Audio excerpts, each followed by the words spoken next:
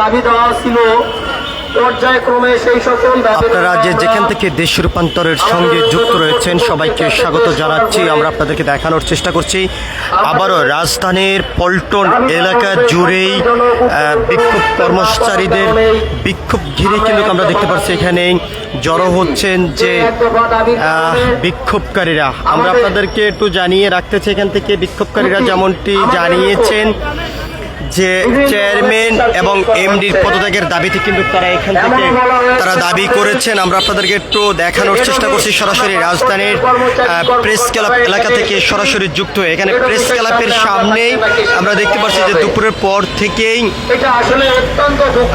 এই বিক্ষোভকারীরা এখানে এসে অবস্থান করছেন এবং তারা এখানে অবস্থান করেছেন এক দফা এক দাবিতে।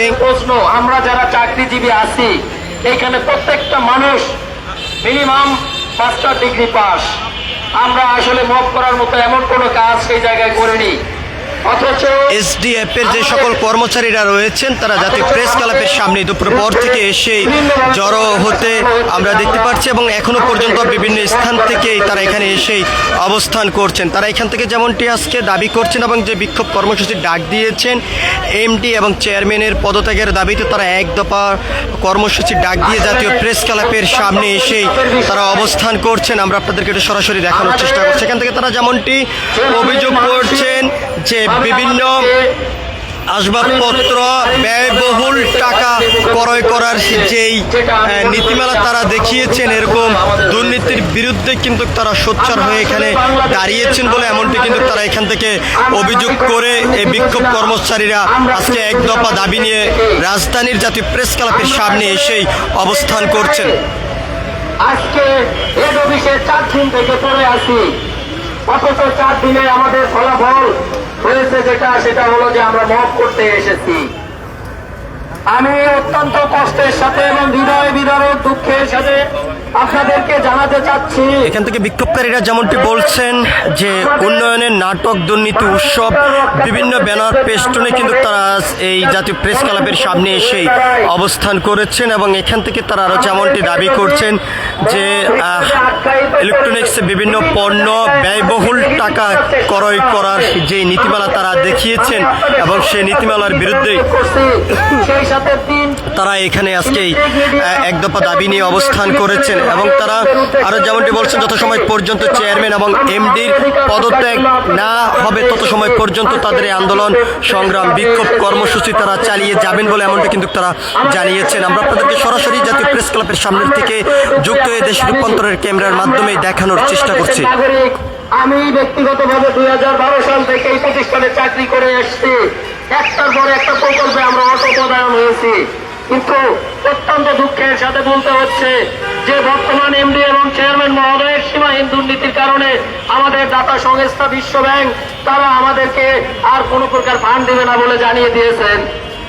এই সাথে আমাদের বর্তমান যে ম্যানেজমেন্ট আছেন তারা আসলেই আমাদেরকে এই প্রতিষ্ঠান থেকে বের করে দিয়ে নিয়োগ বাণিজ্যের জন্য প্রয়োজনীয় যে সকল পদক্ষেপ গ্রহণ করা প্রয়োজন সেটা তারা করে যাচ্ছেন।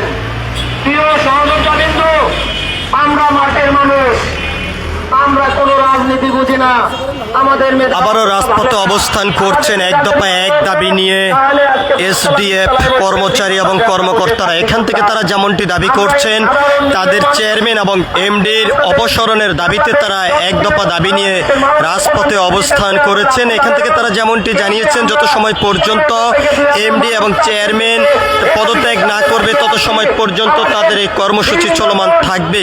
এর বাইরে আমরা আপনাদেরকে একটু জানিয়ে রাখতে চাই বিভিন্নভাবেই দুর্নীতি করেছেন এবং যে ইলেকট্রনিক্সের যে আসবাবপত্র রয়েছে সেটি ব্যয়বহুল খরচ দেখানো হয়েছে ক্রয়ের ক্ষেত্রে।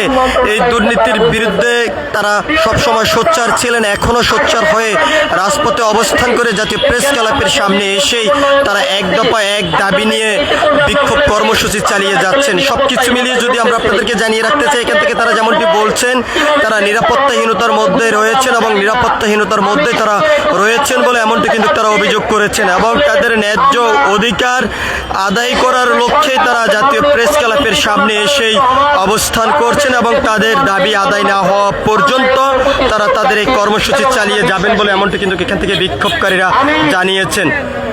আজকের এই প্রোগ্রামের মাধ্যমে বাংলাদেশের মাননীয় প্রধানমন্ত্রী জনাব তারেক রহমানের সুদৃষ্টি আকর্ষণ করছি।